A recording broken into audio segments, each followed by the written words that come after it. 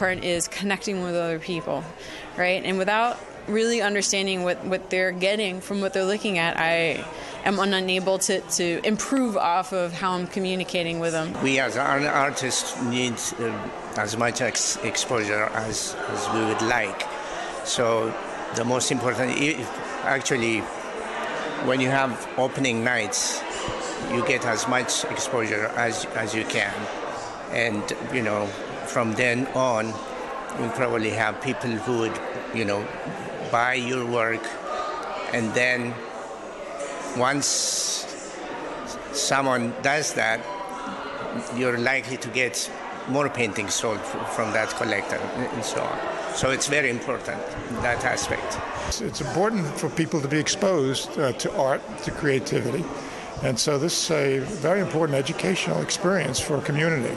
I love doing this kind of a show, especially in a community center where it's open for a long period of time to the public, and a lot of people pass through who aren't necessarily here just to see the art, because it reaches a wider audience. And I think a lot of times you have more interesting conversations or exchanges with people who are maybe caught unexpected and have different ideas than people who are used to walking in and seeing art and thinking they know what to expect. I think Takoma Park is amazing. I'm from Montgomery County, Maryland. I live in Northeast DC right now.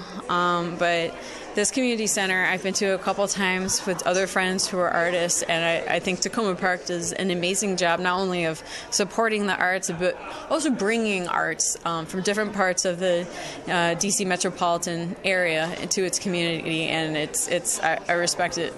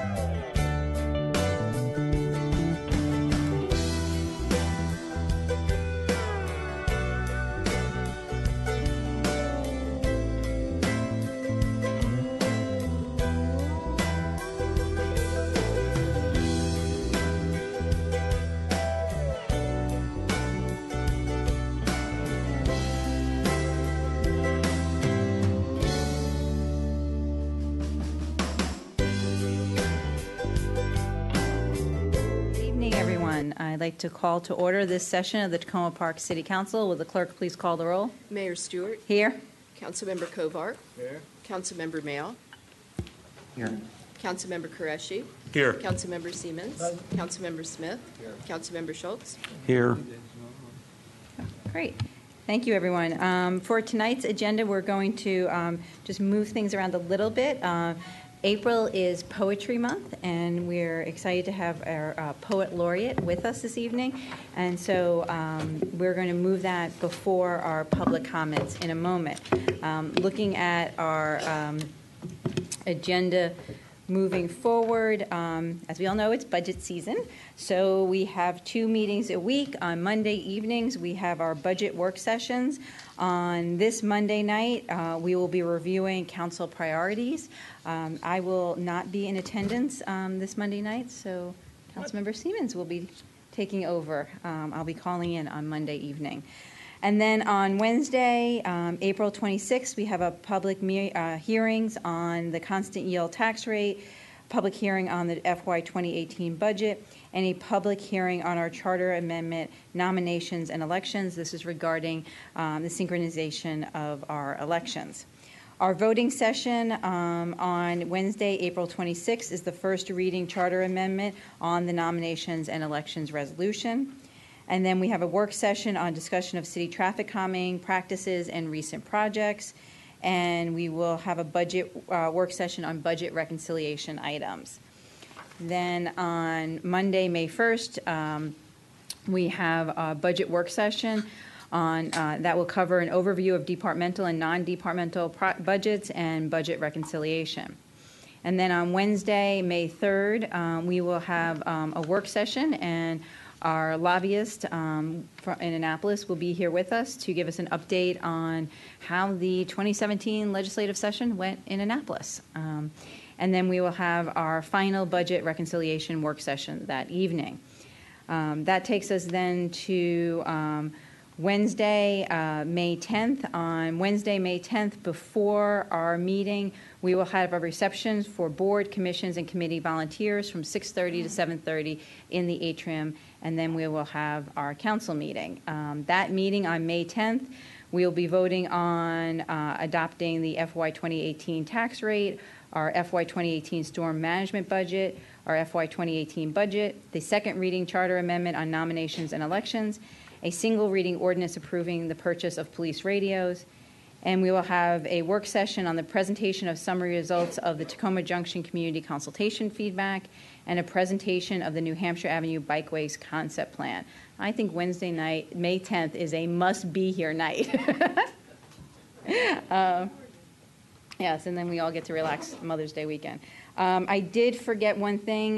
Next week on Wednesday, April 26th, we will be having a reception for Montgomery College scholarship recipients in the atrium at 7 p.m. As people will remember, in our budget last year, at the suggestion of Councilmember Smith, we included scholarship money for young people who live in Tacoma Park and are attending Montgomery College, and we were able to give 5 scholarships this year. Yes, 5 scholarships this year. So, and hopefully we'll have it in the budget for next year as well. All right, with that, let us take our moment to celebrate Poetry Month. I will start with our mayoral proclamation.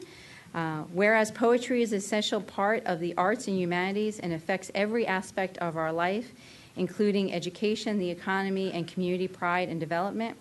And whereas National Poetry Month, established in 1996, is a celebration of poetry across the United States. And whereas the recognition of April as National Poetry Month is a way to introduce our community to the pleasures and benefits of reading poetry and to bring poets and poetry to the public in immediate and in innovative ways. And whereas Tacoma Park has a long tradition of supporting poetry, as evidenced by the establishment of its Poet Laureate program in 2005, the Poetry Walk developed by current Poet Laureate Meryl Leffler, the monthly Third Thursday Poetry Reading Series, and the Writing a Village workshops developed by past Poet Laureate Donald Berger and Ann Becker, and the annual Favorite Poem Evening sponsored by the Friends of the Library. And whereas poetry has enhanced and enriched the lives in so many ways, now therefore I, Kate Stewart, Mayor of the City of Tacoma Park, Maryland, on behalf of the council, staff, and residents, hereby proclaim April 2017 as Poetry Month in Tacoma Park and encourage everyone to recognize the important role poetry plays in our community. And now I'll ask our Poet Laureate to recite a poem for us all.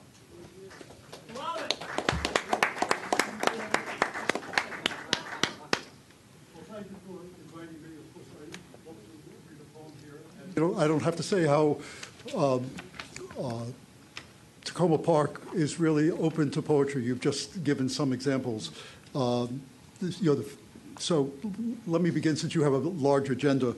I thought this is a poem called Breakfast, And I thought it felt to me that it was appropriate because while it's about writing poetry, it's also about any commitment that one has, even a commitment to discovering even work sessions, I would think, things that grab a hold of you and that won't let go of you. So that's what this is about, I think. It's called Breakfast. This morning, I'll skip the bacon and eggs and have a poem over light.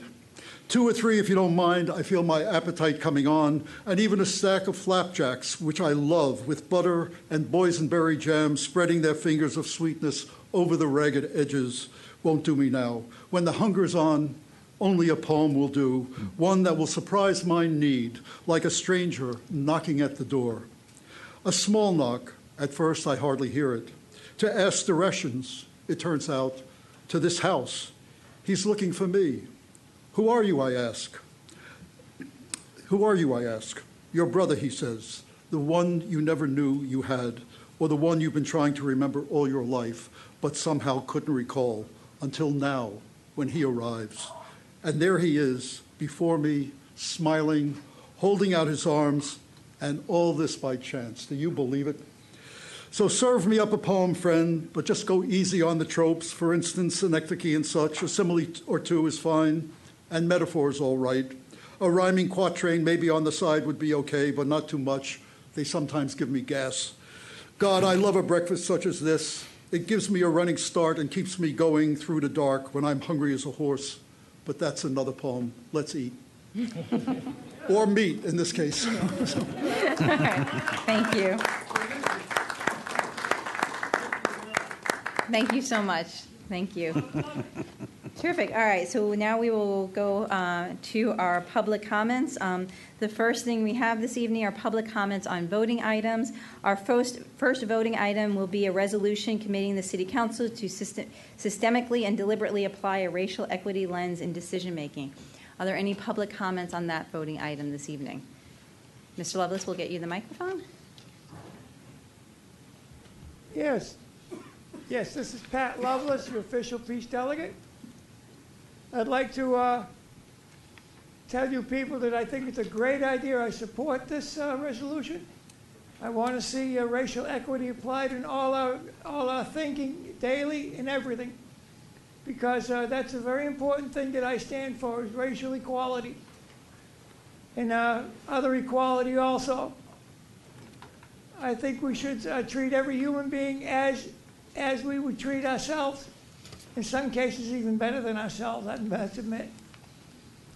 But I'd like to see this ordinance passed, because we should be constantly thinking of racial equality and what we can do to make things more equal and more livable among the races. Because in any manner, shape, or form, racism is stupid. In any manner, shape, or form, or any degree. We must do away with it. Thank you for letting me share. Thank you. Love it, love it, love it. Great. Any other public comments on this voting item this evening?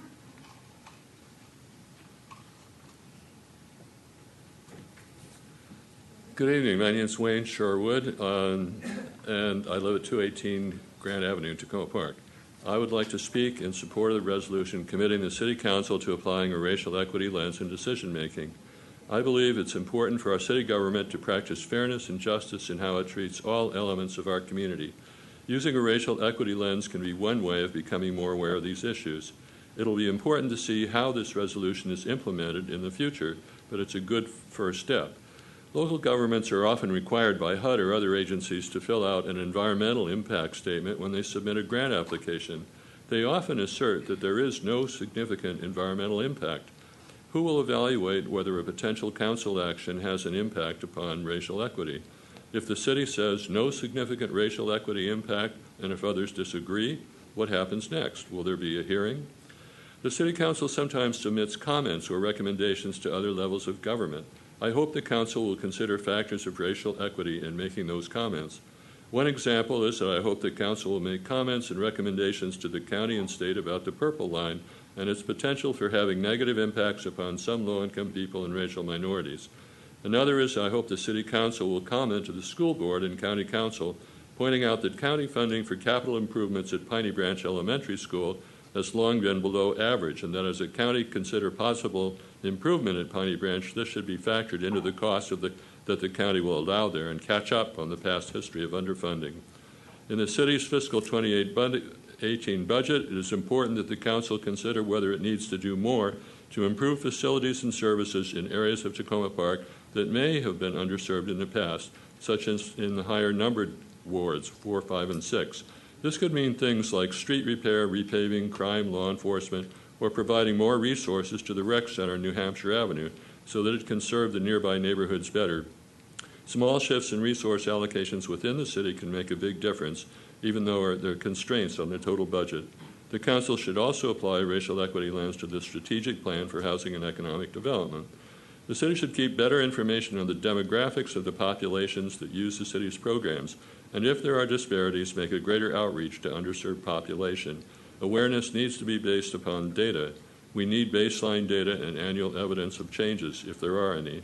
The city should also keep data concerning the composition of the city government staff and advisory committees to the city council and publish it on the web. The city should also track voter participation rates in every ward in the city and use that as a baseline to guide and evaluate city efforts to increase voter participation rates throughout the city. Thank you for the opportunity to speak this evening. Any other comments on that voting item? Okay, we'll move to our second voting item. It is a consent agenda. We move consent agenda items as one motion. Under that, tonight we have resolution providing for the reappointments to the Commemoration Commission and resolution providing for the reappointments to the Nuclear Free Tacoma Park Committee. Any comments on that? No? All right, then we will move now to, I think our city manager, did you want to say something before general public comments this evening? Oh, thank you very much. I just wanted to make a statement that I'm really looking forward to this, to the work session this evening on discussion of the police chief recruitment, characteristics, qualifications, and process. And just want people to know that I'm open to hearing what they are suggesting and how they can be involved in thinking about the next leader of our police department.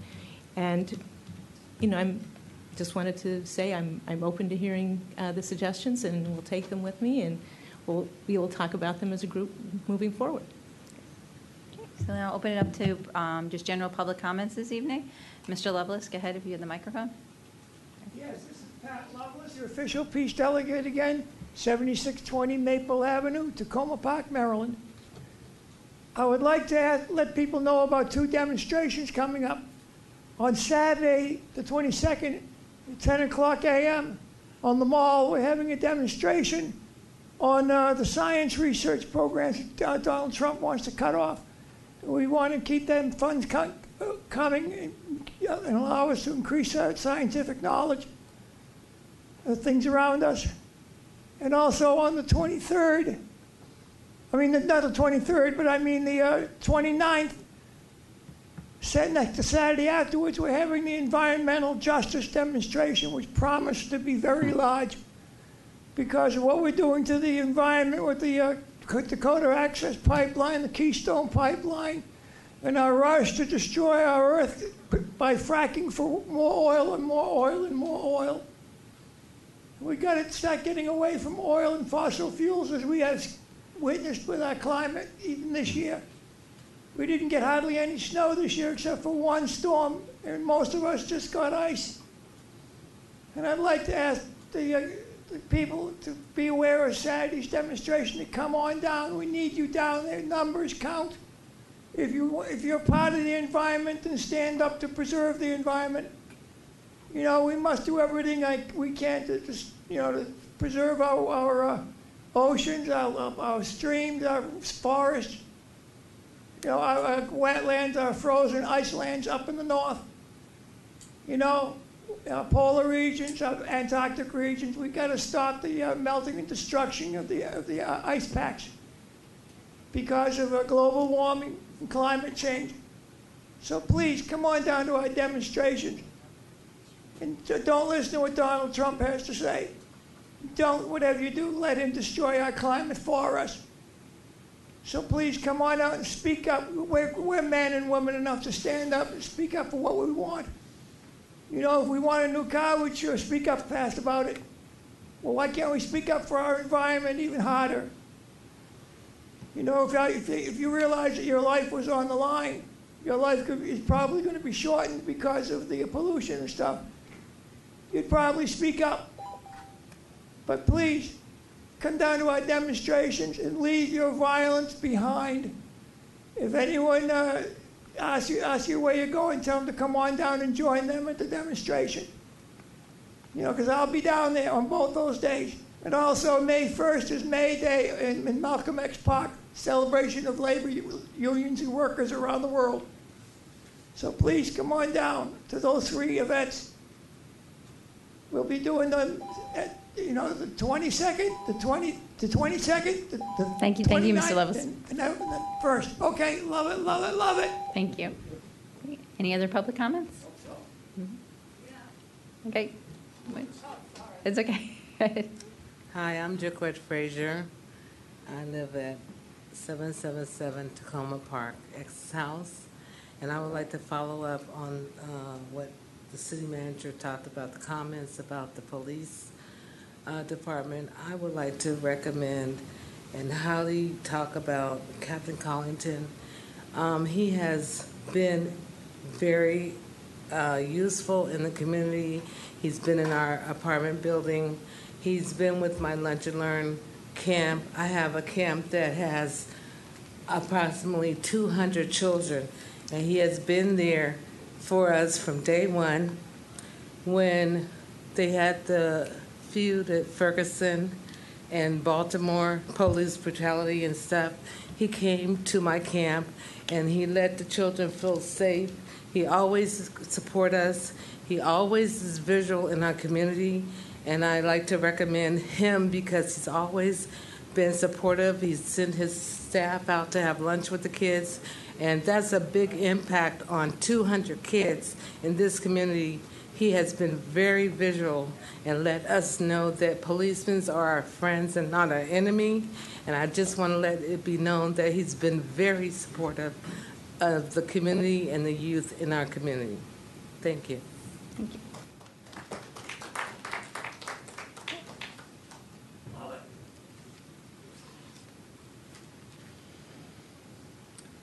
Hi, my name is David Kaplan. I live on New York Avenue in North Tacoma. And I just want to address the council briefly to let them know that there is great concern in North Tacoma Park, where I live, about the college's plans to construct a fairly large building where Falcon Hall now stands along the Tacoma Avenue corridor. As I know that you're all aware, that is right across the street from a lot of historic homes. It's the premier avenue in Tacoma Park, and it's right across from Bell Ziegler as well. And the feeling in our neighborhood is that is not an appropriate place for the kind of a construction, the sizable construction that the college is planning. You know, if you look at that area, that portion of the campus now, it's a low-density area. There's a large setback with trees. It's actually a recreational area by design. When the college moved to our community, it was done to have a certain design to mesh with the historic nature of our community there, and it's just not appropriate in that area to have that kind of construction that they're planning. Unfortunately, there are alternatives. The issue has never been whether our community supports the college. It greatly supports the mission that the community college has. It's really one of location. Where will the college ultimately build the facilities they do need? And so we believe that the Burlington Avenue site is a site that the community should be looking for. I mean, the college should be looking at, as well as North and South Science Center. And so I would urge the council to keep that in mind as it goes forward. I'd like to speak a little bit about process, too, because we are in this 3-meeting process that's begun. And I just want to express my concerns about the first meeting, because I think we got off a little bit off on the wrong foot. And the reason is, I think, is because the college really didn't put its cards on the table from the get-go. So people really weren't quite sure what they were talking about, for or against. We had a situation where some people, it almost became a question of should the college or not develop and have better college campus resources, and that's not the issue at all. The issue has always been one of where. It's a siting issue. And it's not a question of should they have better facilities. Of course they should, if that's what they need. And so the concern going forward is that at the next meeting, we'd really urge that there be an opportunity where the college puts its cards on the table right at the get-go so people know what its actual proposal is. And I know they're trying to change the language in the planning budget.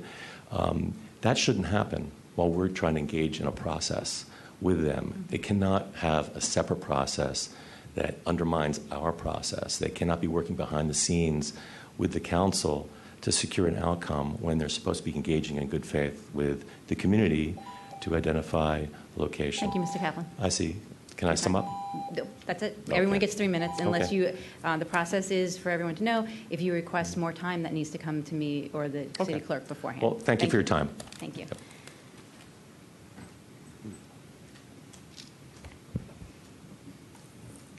Good evening. I'm Julie Schmidt. I live at 7710 Tacoma Avenue, and I just want to concur with what my neighbor Dave just raised. But I also wanted to bring another issue forward. I've spoken to this body before about some concerns I've had about the property at 7714 Tacoma Avenue. It's the, I guess now, erstwhile daycare center of Montgomery College. The college had indicated that they were planning, they shut the daycare down, they're planning to dispose of the property. My understanding is the County Planning Commission has zoned it single-family residential. It's in the historic district. The property has now been empty for 10 months. The college is not keeping the property up. The fence is falling down. There are branches all over the front. They're not mowing. Mail is piled up on the front porch. I have reached out to Provost Brad Stewart at the college a few times about this, and he's been, responsive in that he's gotten back to me quickly, but his answers are always, I don't know what's going on with the property. Nobody can tell me what's going on with the property. The last time I spoke to him, he's claiming that Dr. Pollard won't tell him what's going on with the property. As a person whose property line abuts that property, I'm concerned because my understanding when the college shut down the daycare was they were going to sell it and dispose of it. It was going to be sold as a single-family home because it's a historic property, and I have now heard, nothing's happening. It's sitting there. It's falling into disrepair. So I just wanted to bring that to the city's attention, and in hopes that perhaps Councilman Kovar or Mayor Stewart could reach out to the college in some of your discussions with them and just get an update on it because they're not being forthcoming with the neighborhood. We can send our code enforcement folks out there right away. So, all right, thank you. That's it. Thank you very much. Thank you very much. And we'll have the city manager will send our code enforcement folks out there to look at it right away. Good evening, folks. Thanks for your time. I come tonight once again to speak in support of lowering the property tax rate down to the constant yield rate. The CAFR report, or the annual audit last year, revealed that in 2016, some 25%, or $425,000, of the budget surplus was attributable to property tax increases, which had just happened. Since then, properties have been reassessed. Mine personally went up 42% over a 3-year span. So county property taxes, twice the cities, will increase, as will state and the cities also.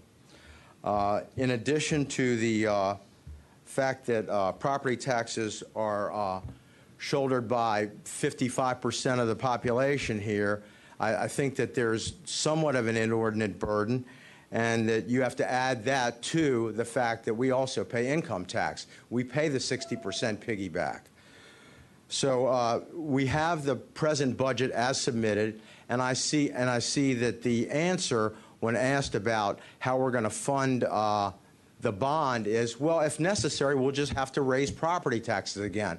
I think it's really, in my estimation, time that the council stood up and put a stop to these constantly escalating taxes. The capital projects being proposed right now are 1.16 for Ethan Allen Avenue, $1.26 million out of the county, out of the city for Flower Avenue. And on the website, it shows $5.34 million for a library, ascending in reality to some $7 or $8 million for the library. So not only do we have the property tax burden now, but in the years to come, there's going to be a $1 million bond reparation payment due on an annual basis for at least a year or two. So when these things come due, I know the council is going to look back down at us and say, well, the money's got to come from someplace. I think that in time of limited resources, there has to be a proper allocation and some balance achieved by the council towards an equal burden shouldered by all, and that means that there's multiple things I want. I want a new kitchen. I want a new car. I want a new driveway. I want to do my basement. But I can't do all those things at once. And maybe the council has to portion some of these things out instead of having to do everything at one time and this tremendous burden. And just lastly, Merrill Lynch, I read a report where they said that a 2% inflation rate over a 10-year period will knock $100,000 down in savings down to $80,000, and over 25 years to $62,000. So if you just take that and equate that with people on fixed incomes, their buying power is going to be dramatically decreased. Thank you.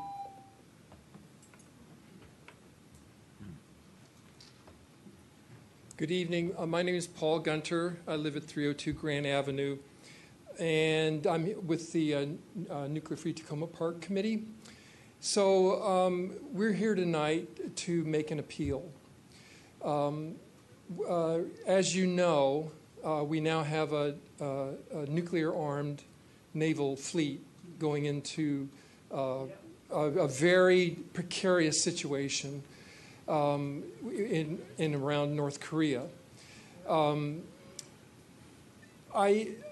here. The appeal that I bring to you tonight is to balance both practicality and urgency. That ethical government, as presented to you through the Nuclear Free Zone Act, we are running out of time to make our voice and our position clear. And so the committee is, again, appealing to the city to begin a constructive dialogue with the committee, with the community, to demonstrate concrete steps towards affecting action, principled action based on the zoning ordinance. And the committees, we understand that this is a precarious responsibility of balancing both the fiscal and financial responsibility of the city with the responsibilities of ethical government in a time of need. So we're encouraging the committee to begin, to set up some opportunities with the committee so that we can gain confidence and hear what the concrete steps are towards affecting what we already been before to you and got a pretty much unanimous agreement. So we're looking to exercise patience, but also communicate the urgency that we feel. As you've heard it referenced yourself, we are now engaged in a slow-motion Cuban crisis. So thank you. Thank you. Any other? Ms. Michui?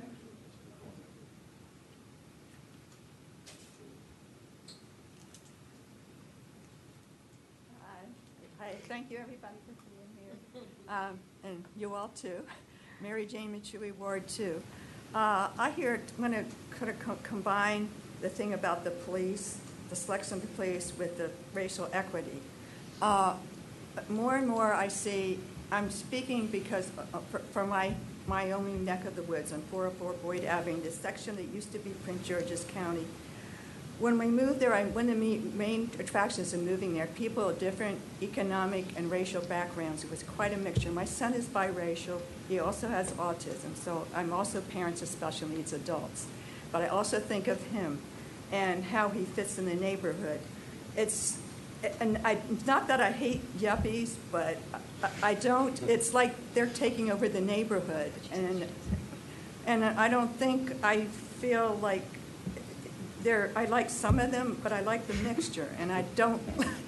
I don't feel the mixture is actually the our colorful neighborhood is becoming very bland, and uninteresting to me, and also the people.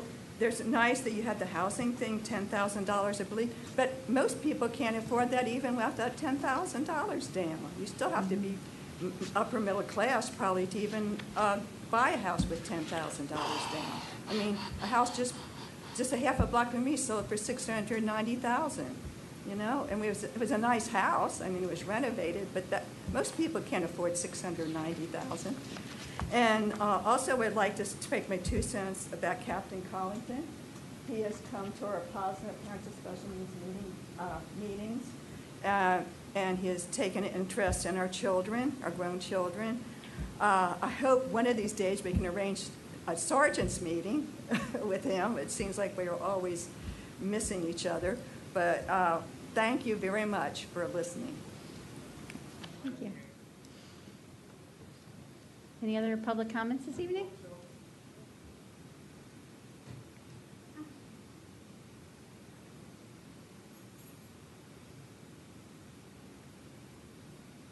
Good evening, City Council. My name is Melissa Butts, and I reside at 8 Philadelphia Avenue, and I'm a proud parent to these 2 children, Emmett and Emma, as well as a godmommy to Frankie. And I'm here to give my input as a parent, as a single parent recently going through breast cancer and a really nasty divorce. Mm-hmm. Captain Carlington's been there. He's been there for my children. He's been known as AKA stepdad.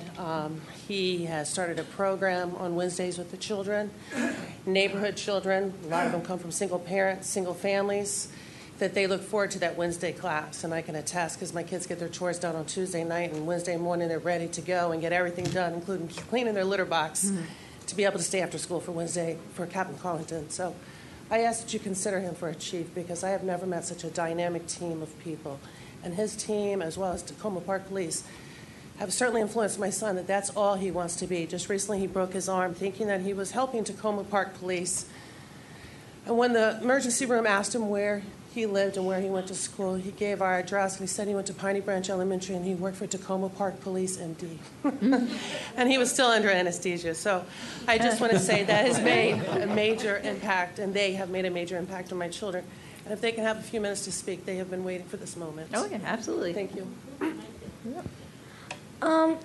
Captain Collington, we have a program on Wednesdays that we do homework study group, and we do homework, and Captain Collington helps us, and another officer named Hinnick, Officer Hinnick, and I think that Captain Collington should be the chief. Thank you. I think Captain Collington should be chief because if you need help with anything, he's always there for you, and he always helps out the neighborhood, and he's a good role model for this neighborhood, and he's always there for everybody, and he has a big impact in some kids' life. I think. Thank you for your time. I think Captain Collington should be chief police because he made a homework study group for kids that can do homework after school club, and he helps kids out with things, and he's always there for people, and he's a really nice officer. So that's why I think he should be chief police. I must say, I've never seen so much team in a police force. I recently, because of the nasty divorce, there was Montgomery County Police involved. This was over about 3 years ago. And there was some police brutality, and it just didn't have the energy to pursue. And my son wanted to be a police officer to find those police officers but as a result of Captain Collington, he now wants to be a police officer to serve the community, such as Captain Collington and his force. Thank you. Thank you so much. Thank you for coming tonight. Thank you. Thank you. Okay. Good evening, Mayor Stewart and council members. I too want to give my spiel on Captain Collington before this is over with. He has been at several events in our building, and the kids just love him. Everybody loves him. People of all age love him. And I just want to say I think he'd be a great asset to Tacoma Park as the chief of police. Thank you. Thank you. Okay. Anyone else this evening for public comments? No? All right. Now we'll move on to council comments. Do my colleagues have any comments this evening? Councilmember Siemens. Thank you, Mayor Stewart. I first joined the council in 1999, and I've been proud in many ways of how our police department has performed through the years. We do good traditional policing, still a department that does high-quality policing that better fits Tacoma Park's progressive character has always been a priority issue for me. Although I've been frustrated with our little progress toward that goal during those years, I am now very optimistic and excited that the current council is addressing this issue. I'm impressed with my council colleagues' breadth of knowledge about effective proactive policing and their understanding of lessons learned from around the country. Through my years on the council, I've participated in many discussions about improving our policing, yet I've seen few of those suggestions implemented. In fairness, I think that many times the suggestions were really just complaints, and seldom were they written down as policies. I've grown to realize that we on the council can only hope to lead change by clearly writing policies that describe our expectations. Too often I've seen ideas related to policing, ones that are important to me, get discussed and even that have verbal support from the council, but they don't get acted on. Putting our common policy priorities into resolutions is the only way that we can expect to lead. I look forward to working with my council colleagues to reach agreement on the characteristics we want in a new police chief, determining the best way to choose a new police chief, defining policies for running our police department, and defining policies for a more transparent department. I'm happy that we're starting this work tonight. Thank you. Councilmember Schultz. Yeah, thank you. Just one thing tonight, and that is that on this coming Monday, I believe it's April 24th at 7 o'clock, the newly appointed Noise Control Board that was created when we amended the noise ordinance about a year ago or a year and a half ago, will be meeting and holding its first hearing on a serious noise complaint in the city. And I will probably be attending that since it's running pretty much concurrent with our Monday night work session that starts at 7:30, and try to get back to the work session as soon as I possibly can. The particular hearing, in case you're interested, has to do with the noise generated on a pretty persistent basis over many years from the Zion Evangelical Lutheran Church on New Hampshire Avenue in the 7400 block. And my hope is that this hearing will help begin to ameliorate the problem, if not eliminate it.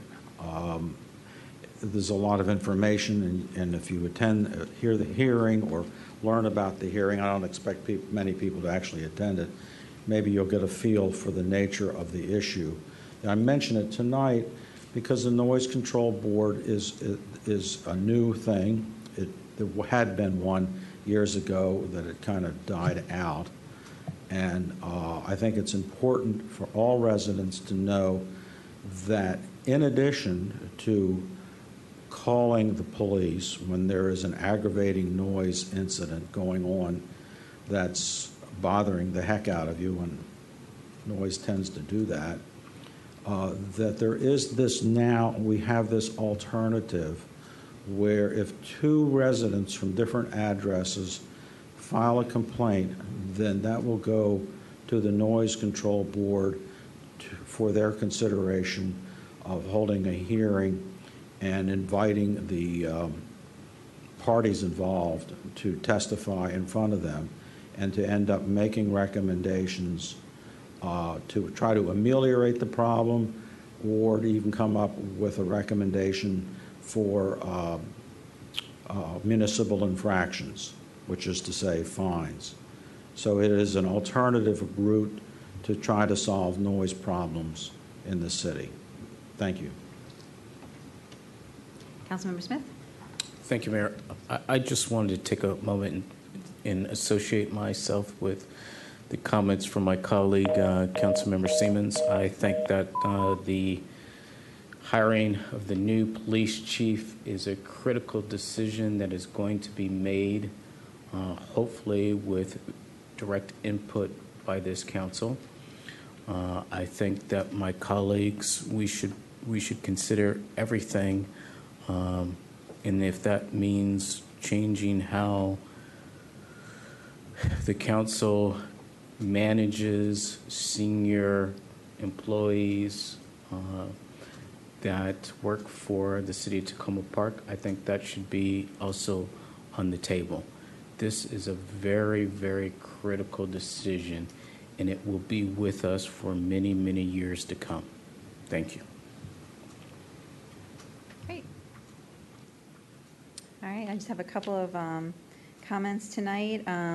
First is that this year we did an If I Were a Mayor contest with the fourth graders at you guys, all right. Well, we have been working with Ms. Scarsborough on setting that up. Wait, are you one of the winners? No, okay.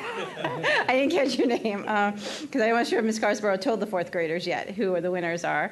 But we're going to have them come to the city offices on April 28th to spend the morning with myself, and if other colleagues are available and want to come to the city offices on the morning of Friday, April 28th, or come and have lunch with us, that would be wonderful.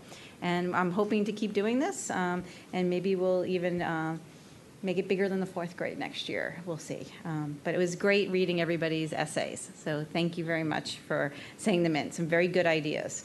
The second thing is we got good news this week regarding our request from to the county council to consider putting a paramedic at our fire station. We are only one of 2 fire stations in Montgomery County that does not have a paramedic. A county council member, Tom Hucker, raised this in the committee meeting for us, and by a vote of 3-1, it moved out of committee and will now go to the full county council. So voting for it was council member Hucker, Mark Elridge, and Sidney Katz. We need more votes, though, to get it through the full budget, and so if folks have time and would like to contact particularly County Council member Hans Riemer and George Leventhal on this issue, that would be wonderful. And if you have time to thank Council member Hucker, Elridge, and Katz for their vote on that. No, but it's 3-0. It was just the committee. Yeah, it was the committee. Oh, did I? No, sorry. No, 3-0. Yeah. The other thing I just want to bring my colleagues' attention to in their packets, we received recommendations on our budget from our committee on the environment this year. So I think as we're looking at the budget, it's helpful. Our residents committees work very hard. It's helpful to have their comments as well on the budget. So that I just want to draw your attention to make sure you saw that. And finally, I have a question for the city manager. Over the next couple of weeks, I've been getting some requests regarding recycling, and that it looks like our recycling is being mixed in with regular garbage when it's being picked up, and whether or not we can get, I think there was a request particularly at the dog park by someone for recycling as well as garbage bins there. So maybe if we could just talk about that at an upcoming council meeting, that would be wonderful. All right, so now we'll turn it over to the city manager comments. Thank you very much. Just one other, I guess, note on that is if residents do ever see anything that they wonder about pickup, it's best to call the Public Works Director or myself, and we can act on it right away and make sure that there's not been a bad problem. For my city manager comments, I have a number of them, but I also want to mention that at the request of a resident, my city manager comments are now going to be linked at the top of the agenda that gets emailed out to people. So it'll be from the previous week, but at least it's an easily accessed place. Some folks actually found them useful, which I'm glad about.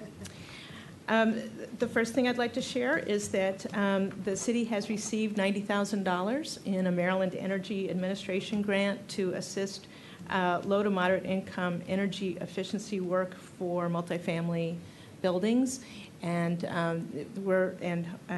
homeowners, and so we're looking forward to helping that process go forward. And Gina Mathias is the sustainability manager and can help connect people, as can the folks in the housing office. So we're excited that we received those funds. Following up on some of the questions about the Safe Grow pesticide list that have been made before council, we do update the list every year administratively without action by the council. The items that are updated are those that are carcinogenic or likely to be carcinogenic to humans, as noted by the U.S. Environmental Protection Agency, Class 9 pesticides by the Canadian Ministry of the Environment, and Class 1 endocrine disruptors by the European Commission. The current list is available on the website. On an exciting note for us is that the bus shelter ads now show the Safe Grow ad that was recently prepared as part of our kickoff of education, now that it's spring, what to use and what not to use in cleaning up your yard. I wanted to give an update on the Community Partnership Program, which the contracts that can be agreed to by agencies to provide services that kind of help us meet council priorities. And we had several requests for proposals issued. We had a teen and young adult mentoring program, a contract for a request for proposals for a summer meals and enrichment program, and 2 contracts for services designed to address food instability, modeled upon either the traditional food pantry and the farmers market programs. We are prepared to.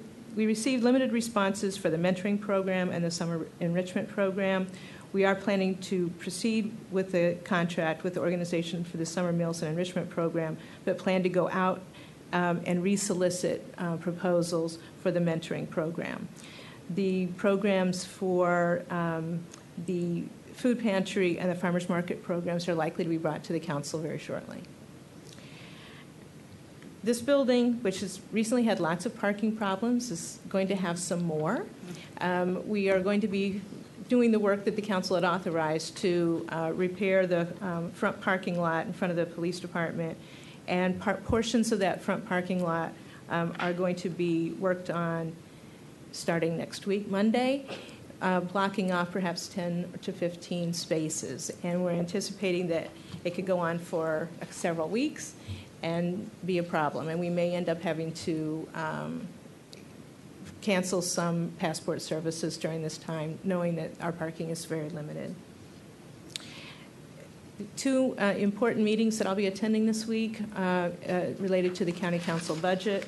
One is tomorrow in the afternoon with the Fed committee. They'll be considering adding a facility study regarding the possibility of having an aquatic center on the Washington Venice Hospital campus to the county's budget. And on Friday at 9:30 in the morning, the Government Operations Committee will be considering the various tax duplication items. So I'll be attending both of those. Particularly, the tax duplication ones will be pretty pro forma, but I want to make sure that the county council is aware of our interest in pursuing and having the county fund a facility study for the hospital project. I want to note that on our website, we have a community resources listing. It's called Community Partners and Resources. A variety of agencies provide services in this for our community, and we wanted to have a single location that you could go to get that residents and others could go to get that. So please take a look at that. We also have a new language learning resource available in the library. There's a new language learning program called Pronunciator. It has 80 language courses, and it has ESL courses, English as a second language courses for 50 non-English languages. This is a place where if you want to learn some Amharic to be able to communicate with a large portion of our community, or a variety of other languages that aren't normally offered on the kind of language learning programs you can easily get to, this is the place. So all you need is a library card, and you can go online for free. It also has a program available for card holders who want to take the U.S. citizenship exam to help them prepare for that exam. So it's wonderful new programs in the library. I want to send out some kudos, primarily to the police department for several different things. Two are kind of fun, and one is more serious. One fun thing I was going to say last week, but somehow I left it off my list, and this had to do with the police department and the rec department combining to get a variety of city vehicles to move the Susquehanna University women's lacrosse team from their broken bus on University Boulevard down to the Catholic University where they had a lacrosse match. And the women athletes were thrilled, took photos, said, "You are awesome" to everyone, apparently, and the squad one of our police department and a number of rec staff were happy to help out, and it was a nice story. Similar friendly story, we got a nice thank you from a police captain from Gloucester Township, New Jersey, who is leading a group of middle school students, and they were going to have pizza, but one of the kids had celiac disease, and Captain Fishcorn got him a gluten-free pizza so that he could join in on the party. And so it was nice to see those things helping out. But on a more serious note, and something I'm particularly proud of, is the work of our Sergeant Detective Richard Poole in working on the Colby Avenue homicide case. Spending a lot of time doing research, tracking cell phone data, and putting together a strong case that led to the conviction of 2 people in that case. And the county staff were pleased with his work and made a point of saying that. So I wanted to particularly call him out for his excellent work in that investigation. That's pretty much it for today. Oh, on a hiring update, I do want to note that we are advertising for an IT manager. So if you know of people who are good leaders for information technology, please have them look at the website under careers. Great. Thanks. Terrific. Any questions for the city manager this evening?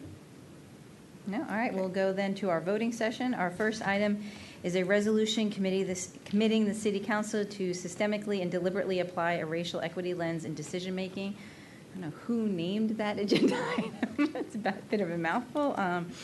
But I will say this is as background. In January, the City Council, we hold our priority retreats, and we had a presentation thanks to the work with Councilmember Smith of bringing in the National League of Cities to talk to us about adopting a racial equity framework to our work, and I'm happy to say that all the council members thought this was an excellent idea. The city staff also had a training on this as well, and we've been talking about it over the last few months. We began on April 5th. If you have agenda items in front of you, or you can get them out here by the door, you'll notice that in addition to our environmental impact of action statement, our fiscal impact of action statement, we now include a racial equity impact of action statement on all our agenda items. We know this will be easier for some items than others, as the data are not always available to us, but we want to begin undertaking this. And we thought it would also be good to lay out in a resolution in more detail why we're committing ourselves to this as a city council. And Councilmember Smith and I wrote a blog, if you would like more details, on the city website that also links to different resources that are available on this. Councilmember Smith, do you want to say anything on this? I would just like to say thank you, Mayor, for your support on this resolution. I brought this before our mayor, I think it was in November, after our winter conference for the Maryland Municipal League. That was another presentation that was given to elected officials throughout the state on why equity is so important. And so I reached out to the mayor, told her that I was very interested in this, and I would like her to co-sponsor it with me. And we had an opportunity to discuss it at the retreats. And my colleagues also thought it was a good idea. And I want to thank the city staff for, I guess, signing on to this and actually going through the trainings with the National League of Cities. This is a huge issue. Many of you know that it's been going on since, I guess, 1619, when slaves first came to America, Jamestown, Virginia, which is only 177 miles from here. And, you know, these issues continue to plague our society. So this will be a historic resolution. This is only the second one that I know of in our region. Fairfax County did one a while ago. This is just a start. This is not going to be the end of institutional racism. This is just for us to acknowledge it is a problem, and any further decisions, policy decisions we make as a body will go through this lens. So I want to thank my colleagues, and I hope they will all support this resolution. Thank you. Councilmember Qureshi? Thanks, Mayor. I just wanted to support this as well. I think that this is a great thing that we're doing.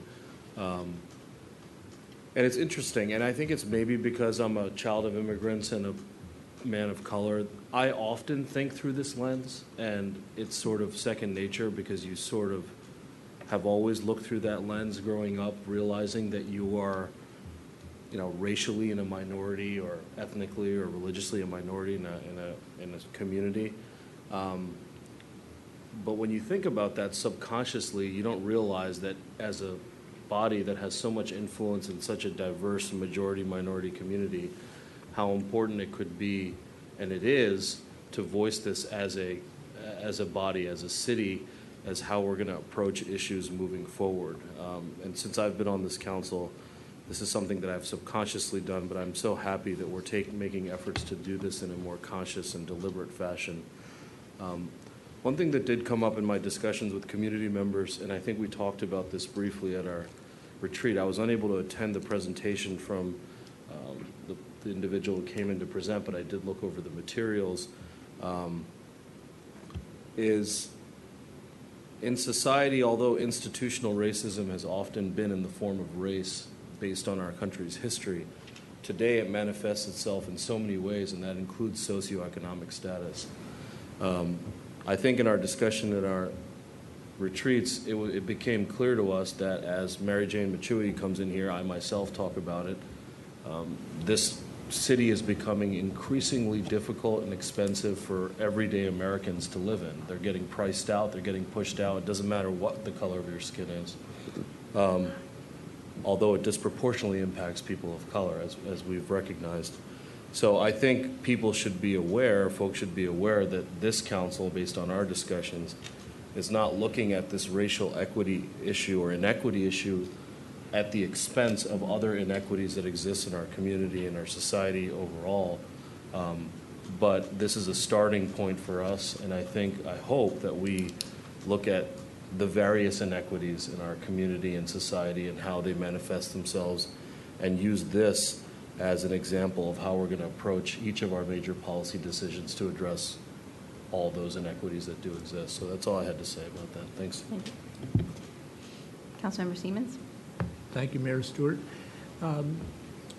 This is one of those ideas that I think it's a great idea. It's to the point where I go like, God, why didn't I think of that? But I think the You gotta hang out with us more. right. I think the benefit that we're going to see from this, or another benefit besides what we've heard already tonight, is I think it'll help community members maybe to think too. It'll encourage them to think about the impact that race and economically challenged neighbors face in the community. It's easy as a white guy to walk around and say, what are they talking about? It doesn't affect me.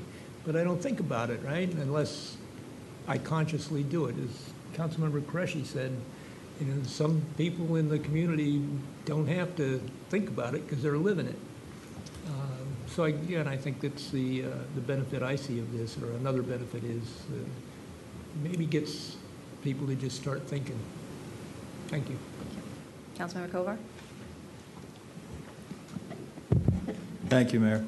I do want to thank, first of all, my colleague, Councilmember Smith, and also the mayor in particular for putting this forward. I think it's a really great idea. I'm looking forward to seeing how it works out in practice, but having this lens is something that we look through everything we do, I think is really going to be very important for us going forward.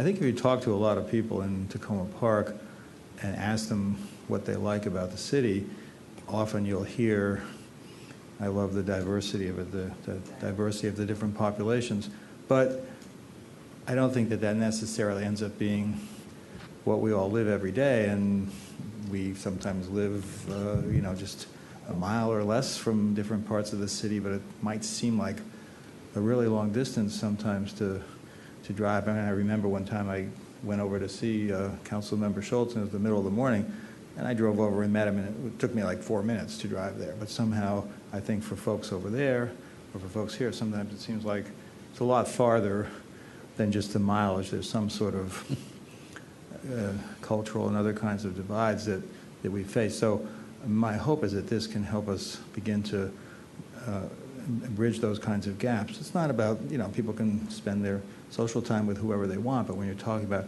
engagement with civic affairs, I think it's really important that we truly have movement toward greater inclusiveness. And, I think back when I kicked off my campaign, there was a small gathering in a yard near where I live in Ward 1, and there was a nice group of people there. And, despite probably what I was hoping, they didn't cheer for too many of the things that I said. But one thing that they cheered for was when I said it was really important for us to promote greater inclusiveness. Now, it's easy to say, hey, you cheer for something when a guy's kicking off his campaign in September.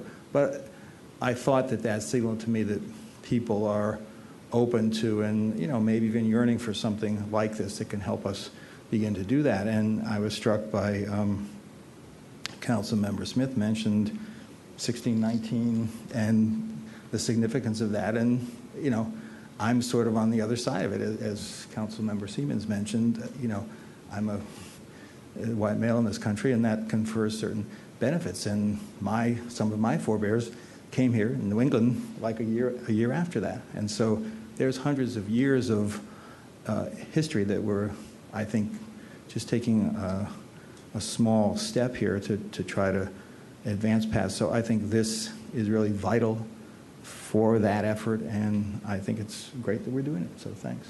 Great. Councilmember Schultz. Thank you.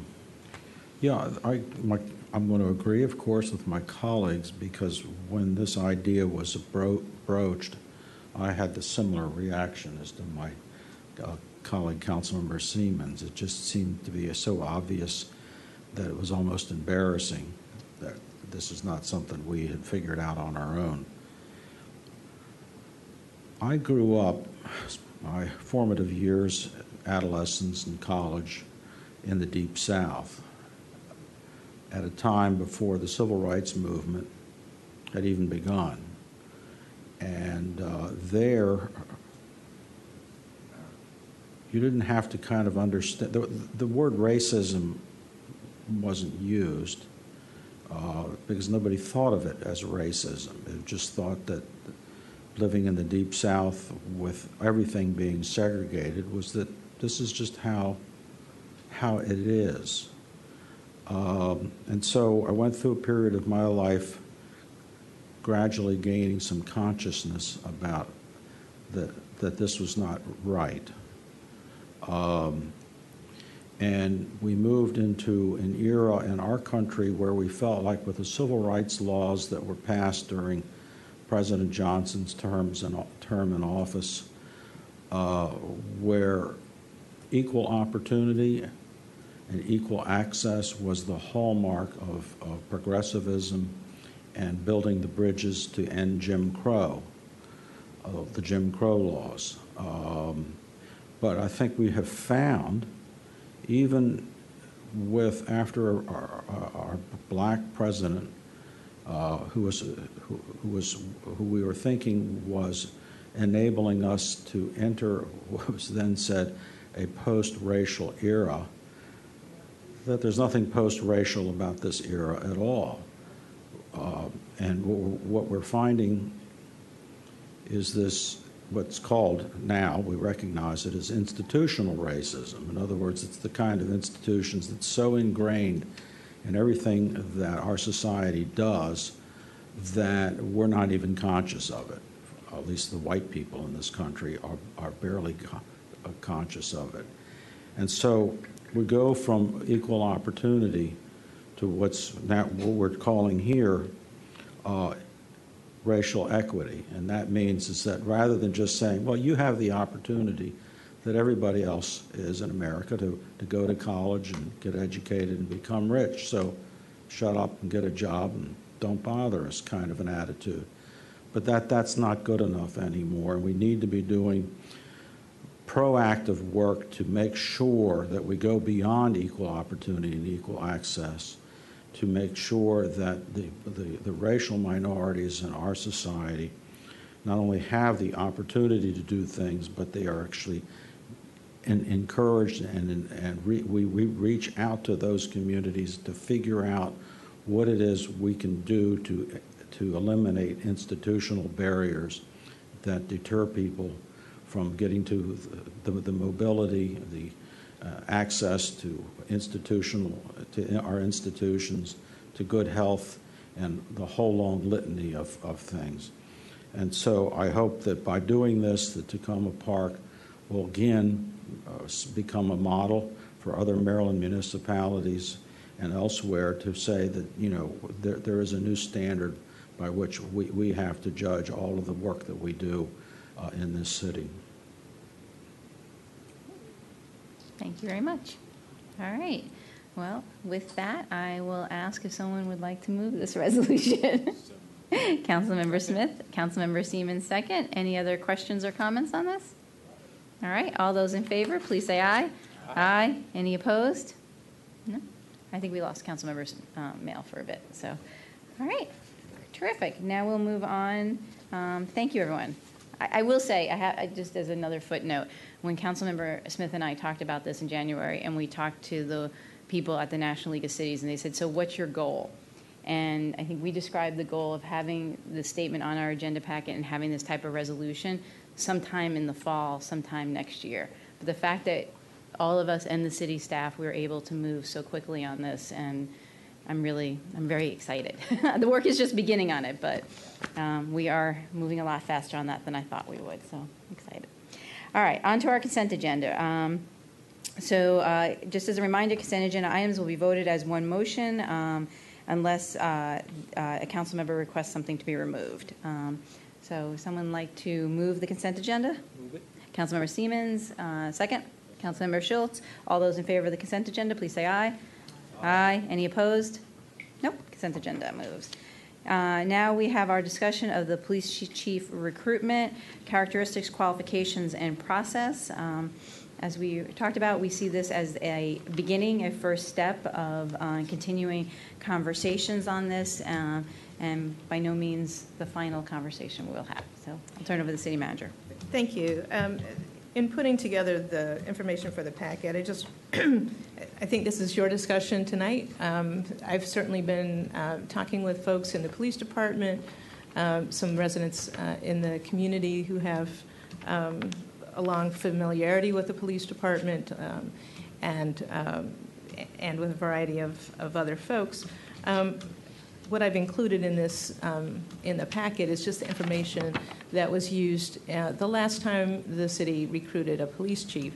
And there's some things there that are useful, and there's some things there that I certainly feel are either out of date or missing. And so, but at least gives a sense of that. Some of the things that were a little bit unusual about the last process of selecting a police chief, I think would be helpful just to say on the record so that those who weren't here or don't remember know. The police chief, the former police chief resigned after the city manager had announced she was leaving, but she was still serving. And so it was kind of an awkward time. And she did the selection, and she was gone before the police chief began his service. There were some, I think, really good things about the interview panel that were there. I was on that interview panel. Chief Major from the Montgomery County Police Department was on the interview panel. Geneva Green from the Police Chief Advisory Committee from Ward 2 was on the panel. A woman who I don't remember who it was, but who works in the Justice Department, was a Tacoma Park resident, was on the panel. Our Public Works Director was on the panel. And I think there were a couple other people. Each of the people that I've spoken with have said that they felt it was really useful to be there, and it was helpful. Still, that's a very limited group, and I understand from the council at the time that they felt very much kind of left out of the process, and just kind of it was announced. As we move forward, I think I've had a slightly different approach to most things than previous city managers, in trying to be cooperative and facilitative and collaborative in the various activities. I strongly support any statements of policy that can help guide processes and selection processes. And I think there's some interesting ways of involving a lot of people in the process that I'm looking forward to. There's a number of different models out there, but I want to hear what Tacoma Park wants. And so at this point, I think I'm going to sit back and take notes, but I'm very much interested in hearing your thoughts. Great. Thank you. Would someone like to kick us off this evening? Councilmember Siemens. Again, I thank you, Mayor, and I really appreciate your introduction this evening, Ms. Ledlow, because I think it shows an openness in this process that hasn't always been here, and I'm not talking about you. I'm not sure exactly what the mayor has set for goals for this evening. I think this is a process that's going to take a while, and I don't know how far down in the weeds we want to get tonight. So I'm going to stay at the very high level this evening, just to say that I think there are a number of things that I hope that we can reach agreement on in the next few weeks. One is as you alluded to, the selection process of how do we involve all of the interested parties in the process, and that includes the council, the community members, the police department themselves. I certainly would want to see the recreation department involved, because again, I've long advocated that there should be a closer tie and a closer interaction between our police officers and the recreation, since they both work so closely with the youth in this community.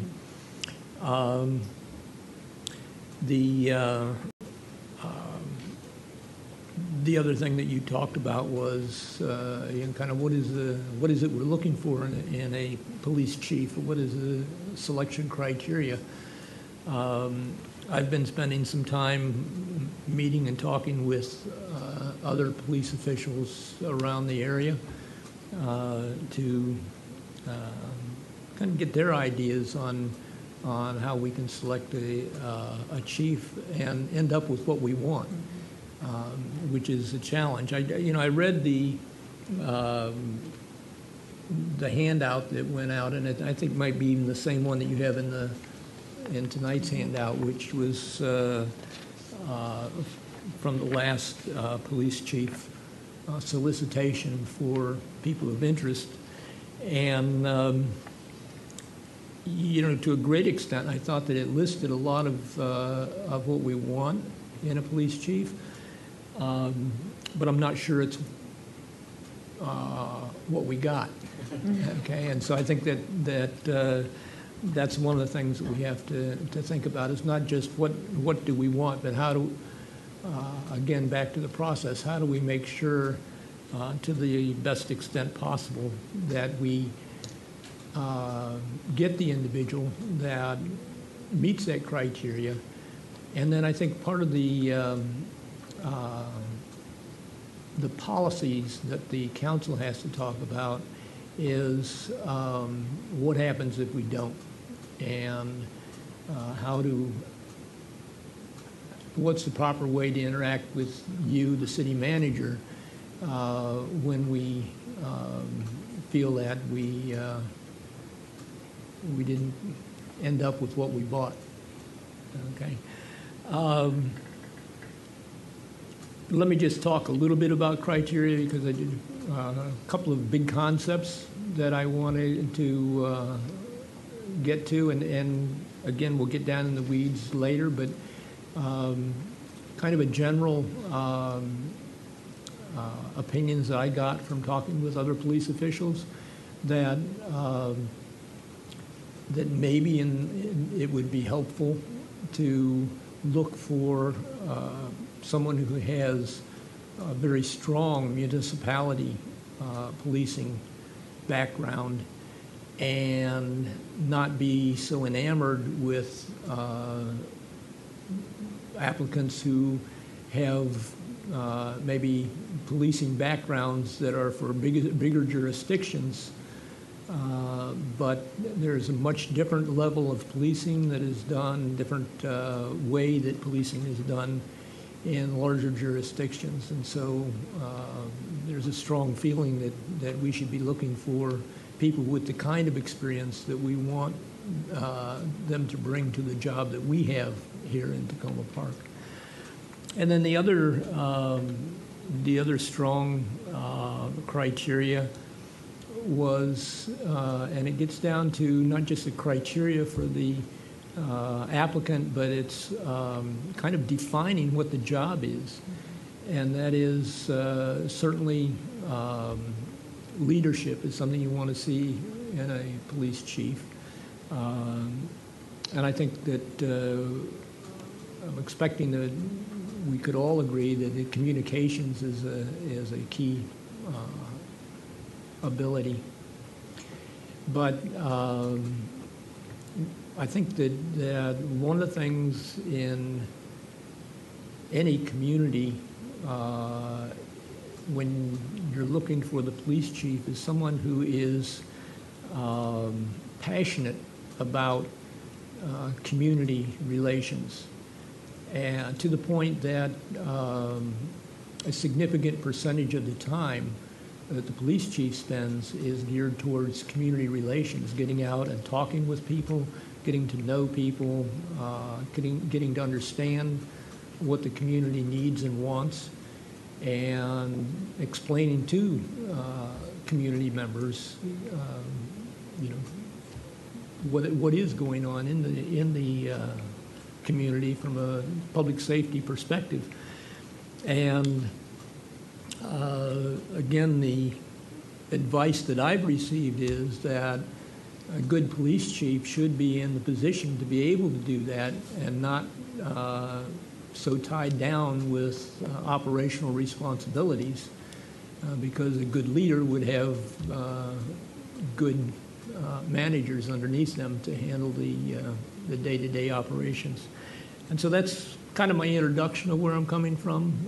I think, as I alluded to in my opening comments at the beginning of the council meeting, I think the council has a lot of work to do beyond just how do we pick a police chief. But I think that, again, from years of experience on this council, I know I can speak for myself. I've spent too much time complaining about what we don't have rather than putting together resolutions and policy that says this is what we need and this is what we want. We have reached agreement often on what the council wants, but if it doesn't get down in black and white, it doesn't necessarily get implemented. I could give you some examples, but we don't need to get into that right now. But when we get down in the weeds, if you want to argue with me, we can give examples then. Thank you. Thank you. Great. Anyone else? I think Councilmember Siemens set a good stage for us to think about different buckets tonight of selection process, criteria, and policies we want to, particularly as a city council, look into putting down in resolutions as we go through this process. So I think those are three big buckets to think about comments on. Oh, okay, now people. All right, Councilmember Smith. Thank you, Mayor. First, once again, I would like to associate myself with my colleagues' comments. That's a good start to this work session. But my biggest concern is the city council's interaction with the chief. It seems to me that our relationship seems to be just Daddy Warbucks. We cut checks for the chief, but any time we try to ask questions about actual policies that are going on in the police department, we are rebuffed. I would like to see that the city council play a larger role in working with our future chief. If that means quarterly briefings to the city council, I think that would be appropriate. I just do not think in municipal policing around the country, and even in major counties in this country, that there has to be more of a role played by the elected officials working with their chiefs. It is not just you can police like you did 10 years ago or even 20 years ago. The country is changing. Tacoma Park is a majority ethnic city. There are things that are going on here that I don't know majority of the chiefs and even many people in the department now care to bring that into how they want to lead the department. Other thing is, I always hear about how the police department is this hierarchical organization like the military. I grew up in the military. My dad was an intelligence officer for 21 years. The police department, at least what I've experienced, is not like the military. There was no way you would ever know the political party my father supported. There was no way you would have ever heard whether or not my father liked a politician, didn't like a politician. That was just not something that was done. I just think that what is happening now in our police department is just something that needs to be reeled in and looked at in a very, very different lens. Another thing is, when I first was elected, and our previous city manager, she was going through the process of hiring our chiefs, and when I asked about that process, I was completely 100% dismissed. It was her job, because that's what our charter says, and she did not think it was necessary to tell me more than I'm working on it. I don't think that that is the responsibility of the city council. It has to be more than just us sitting on the dais, passing legislation, and writing checks for the department. Thank you. Councilmember Qureshi? Thanks, Mayor. Excuse me. You know, as we look at this issue of desired characteristics and qualifications, I'm sort of struck by what we've experienced over the last few weeks with our triumvirate of acting chiefs or captains who are running our police department currently under the leadership of Acting Chief Frischkorn. I think next up is either Bowers or Collington. And I've been overly impressed by all three of them. We have in the community here today so many members who praise Collington. We have kudos for Captain Frischkorn. I've had a conversation with him about certain things that he's done in Ward 3, and the same thing with Captain Bowers. I think that when we look for good characteristics, I think the community members have told us what those good characteristics are, and some of those exist within our own police department. So I think the good that we see in our police department, we should not shy away from. I think we should foster that, and whoever the new chief is should foster the good that exists in our police department. To me, some of the main factors are transparency from a police chief, whether it pertains to the community and also the council, but more importantly also to his or her fellow officers, such that they know what kind of police department they're working in, what the objectives are, and how they're going to collectively do a very important task that they're charged with. Trustworthiness, I think, is important. Again, that permeates not only and is relevant not only for the community and council, but also for fellow officers. Officers should feel the confidence and trust in their police chief, because that sets the tone for the entire brass. And I'm reminded most recently of this chief in Cleveland, Calvin Williams, who has been all over the news because of this horrible Facebook tragedy. Never heard of that guy before.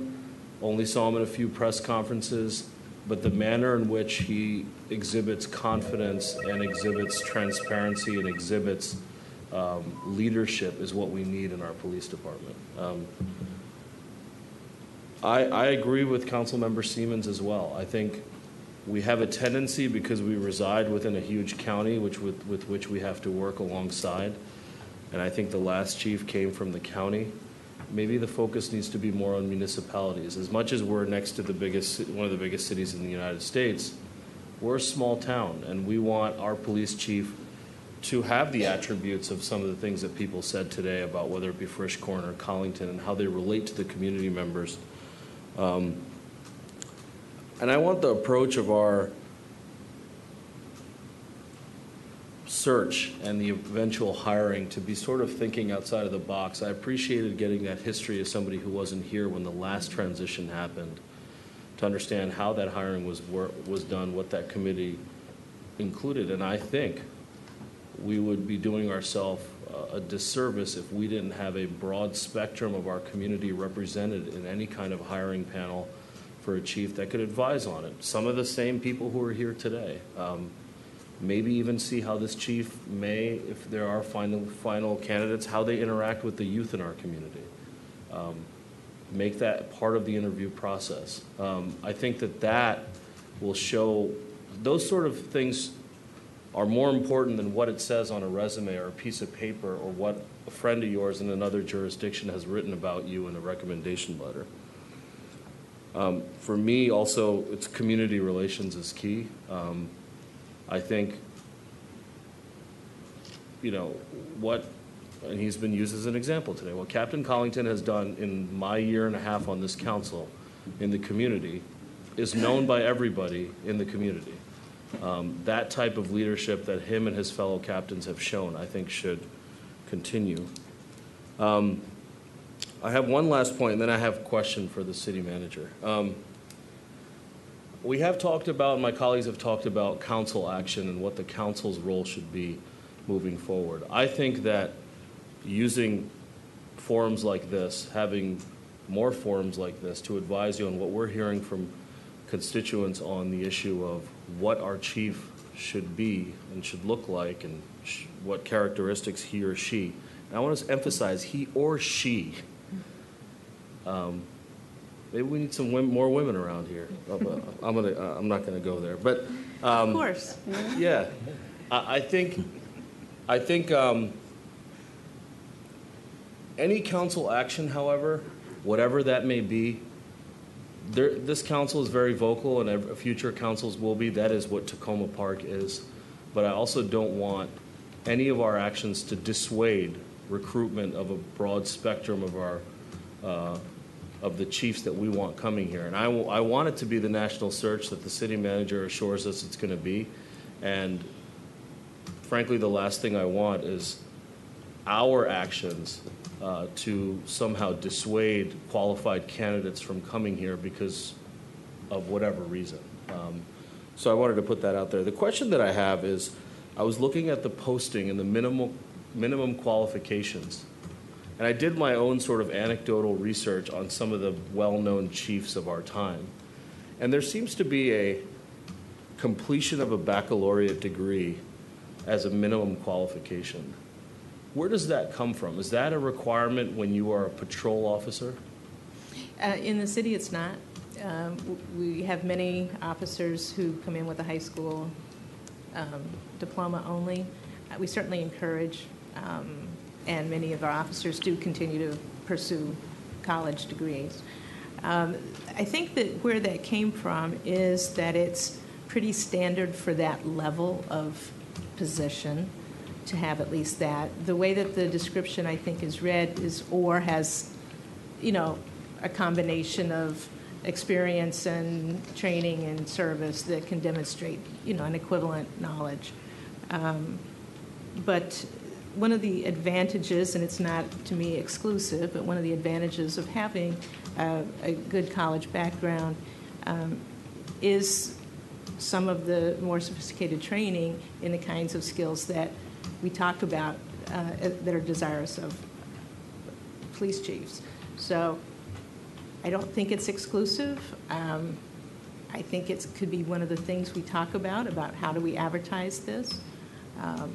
But it's also, it does show that somebody knows how to do the statistics or knows how to make the case or knows how to understand the cultural background of some of the folks in the community that they might not otherwise get. And I get that. When I look at the minimum qualifications, it reads as knowledge and level of competencies commonly associated with the completion of baccalaureate. Right. I'll just say, in the things that I've raised, that issue to me is the most minor. And the only reason I say that is because we have new officers joining our police department right now, and they might not have a college degree, but I want them to know that if they stick with this and for 30 years or whatever number of years progress in the police department, they can be chief one day. I think that if you can, that's important to me. I think the other issues that I've raised are important because I work with police officers every single day, and there are some guys that I've worked with who are college educated. Sometimes I don't even know if they can put a sentence together in writing, but then I've worked with guys who've just been in the police department for 40 years, and their instincts and their way of dealing with people is, to me, what embodies a good chief or the characteristics of a good leader. I shouldn't say chief. I'm not dealing with chiefs. Yeah. And it had nothing to do with their educational background, but it had to do with their skill sets, and experience. So I'll just leave it at that. Well, thank you, Councilmember Qureshi. One of the things that I think is different is in policing is that often many people join a police force at a young age. And that's a little different than many of the other professional kind of career paths that lead to city government. So, that is an area where I think it makes sense to be a little broad-minded, recognizing that career path of many officers. Councilmember Schultz. Interesting commentary here from my colleagues. Thanks for coming. But the question, of course, is what Councilmember Siemens said, is that how can we be confident that we know we're going to get what we actually think we're going to get, what we want? And of course, that's the essence of not a chief, but a chef. You put all these ingredients, and you just sort of, the taste comes out and you say, that's not exactly what I wanted when I pulled it out of the oven or something like that. And I think we have had that experience. Since this will be, I think when I first started in 2009, it was Chief Creamer, I think it was. So we have a precedent, not that We far did have a back. woman chief, Councilmember Qureshi. Yeah. Woman chief. I didn't get to know her very well at all.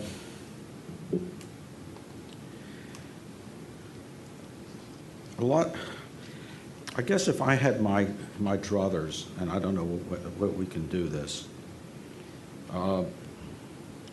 but I would want, when we say here are our criteria, and we're going to weight our criteria in the following way, I'd like us to put a lot of weight on individuals who have exposure or have worked in and with minority communities of color. Whether that will lead us to picking and selecting a racial minority as chief, I don't know. We can't obviously advertise that that's what we want, but we can certainly adjust our weighting in terms of the criteria that we want to give to things. I like the idea that's been mentioned here of trying to pick somebody maybe who's got a background in smaller communities, say under 50,000 people, which would be 3 times the size of Tacoma Park, but still pretty small by most standards. I don't know that this can be a criteria, but to me, when you hire somebody who's been in the police work for 35 or 40 years, you might run the risk of finding somebody who is, quote, old school, and sort of says, well, this is the way we've always done it. And I'm not sure that's the kind of person we want in Tacoma Park, because we're too dynamic a community for that. So it might be that we might find that a younger person who is working his way up, and this might be his first opportunity to be a chief, might end up being a far more malleable and a person who isn't wedded to the old ways of doing things, but is looking to be creative and make a name, to do things, to put his or her imprint on something that would be as challenging as being a chief of our police department. The other thing I would say is that in Tacoma Park, when we were looking for a chief, and the experience you were referring to, that was in 2012. There has a world of difference that has changed. There's so many things that have changed in our city with respect to this conversation that it's hard to, I don't even want to begin to talk about them. But also in the whole world of what's been going on in our society.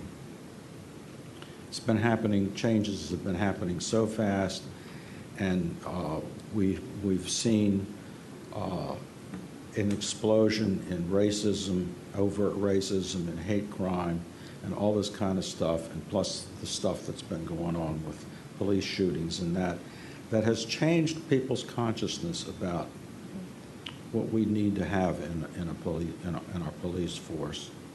So I'm not at all worried that we're going to be in the same rut that we were back in 2012.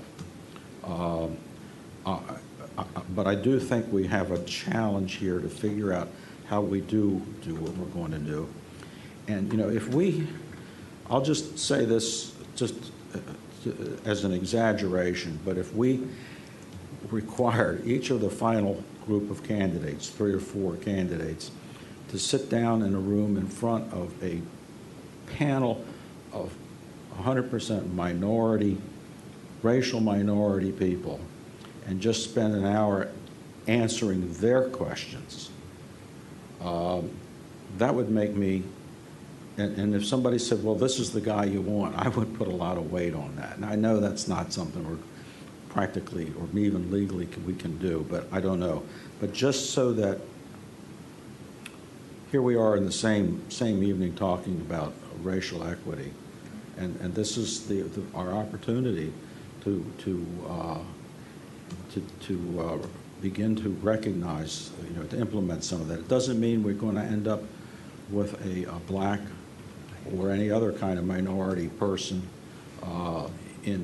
as our police chief. But if we at least put that kind of hat on as we go through this process, we're more likely to find somebody who is that we're getting what we know we need to get. So that's about all I need to say at this particular point. Councilmember Kovar. Thank you, Mayor and City Manager, for helping coordinate this. I have a few thoughts, and some of them maybe are repeats of what other people have said, but I'll try to say those things quickly.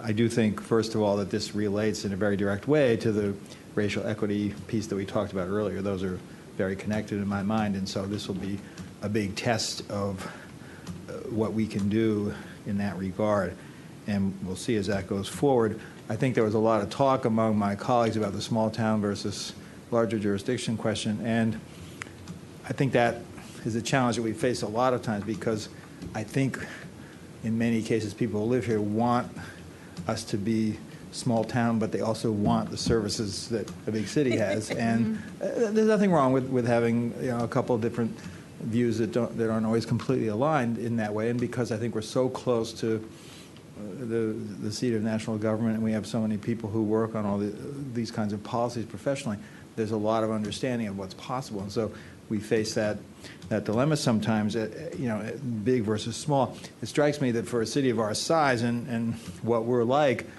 in the past it's sort of been, well, we better get someone who's experienced, and in many cases it's my impression that you then end up with somebody who is kind of at the tail end of their career and looking to do, their last kind of little bit before they retire.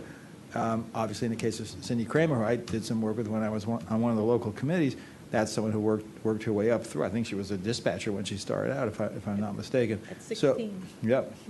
So both of those options and others are possible. I think I'd be more inclined to go where Councilmember Schultz was talking about, which is to get somebody who maybe hasn't been a chief, but who has maybe some ideas that are creative that could be brought to bear, and whether that's from within the department or elsewhere is a separate question. Obviously, we had folks here who are urging that it be done from within the department. But I think you're probably not going to get a younger person who's ready to spend 20 years who's already been a successful chief somewhere. That's just not going to happen. So I think our options are either promote from within, get an experienced chief who's sort of near the end and looking to maybe scale back a little bit with a smaller place, not that you exactly get to scale back when you're here in Tacoma Park, or find somebody who's maybe done some interesting work and hasn't been a chief. So those are sort of the three options, and I think we ought to keep all those on the table. I don't think we have to rush into it because, as others have mentioned, we have 3 people who seem to be doing a great job getting one or more kudos. Or I'm not sure if kudos is plural or singular, but they're doing a good job. And so I think if we have to spend a little more time figuring out some policies and or along the lines of what Councilmember Smith was talking about, maybe sharpening the relationship a little bit between the council and the chief, we have time to do that, to me, before we formally put out the solicitation. Some of the characteristics that I think they ought to have, people have mentioned this, but and in contrast to the earlier material, I would emphasize community policing more. It was in there, but I think I would emphasize it more, and including communication with the government, with people, with other members of the department, and that would include a commitment to written policies whenever possible. For the selection process, greater public involvement, I think, than it sounds like we've had in the past. I wasn't part of it, but I know in previous selections of city managers, we had a very public process, and I'd like to even see if we had a public hearing or public meeting where people could just get up and say, this is what I think some of the characteristics should be. Whether there's a separate committee after that can be worked out. I would say, to me, in terms of policies that we would want to include, so that when the person, whoever it is, was thinking about any of the people whether to apply, to me, I would want to add in there, we should have a better advisory panel structure and have that be part of what the person knows they're going to have. Not face, but have, and not just a hand-picked group, but a real advisory panel. I think also involvement with the schools, a commitment to feedback to witnesses or victims of crime, which is a sort of reverse side of community policing that I think is also a big part of this. Obviously, a commitment to constitutional rights and processes that people would have. And I think not necessarily knowing people in this area, you may not get that if someone comes from somewhere else, but someone who's shown that they know how to work with other jurisdictions, because I think a huge part, given where we are, our small size, we've got these counties, we've got the district and so on, metro police, et cetera, it's kind of rare that, or it's common that we would be involved in those multiple jurisdictional kinds of questions. And just one other point, as on the question of whether we have greater supervisory role over the police chief. I mean, I think I'd probably lean toward more like the quarterly reporting that Councilmember Smith was talking about, because I don't think that if we're not in a full-time, not being full-time, serving full-time here, even though it sometimes seems like maybe we do, it would be very hard to actually supervise, but as opposed to having sort of jurisdiction over, in the sense of learning what they're doing, getting frequent feedback from them. I think that would be what I would think would make sense. And I'll stop there. Thanks. Great. Councilmember Mail, are you still with us? I am. Can you guys hear me okay? You're a little soft. We're going to try and turn you up. Any better? It's okay. Yeah. Okay. I'm going to talk a little bit, and if it's not too hard to hear, I'll just have to take my comments for the beginning of next meeting. Really supportive of this conversation, of Councilmember Stevens' comments and things that I've heard all of my colleagues say. So I'll try not to repeat anything, just emphasizing a few issues and just checking, am I audible enough? Yes. Great. Okay, so one is that I think when I think about the kinds of candidates who might apply to work in a small city, we had a police chief, the last police chief stayed with us for 5 years, and I think that works. So if you imagine getting a younger person or less experienced person who might see this as a growth opportunity, if we can keep somebody on staff for 5 years, I think that's great. I think it was Councilmember Schultz who talked about somebody who's further along in their career, has had a big city job and wants a small city job. That might be another sort of category, but I think we want to get somebody who will stay with us for a few years, but that can still be effective. It doesn't have to be somebody we imagine is going to stay with us for 20 years. Right. I think that the criteria that were used in the last police chief search were fairly good at being, they did not have criteria that sort of required somebody to have 20 years experience.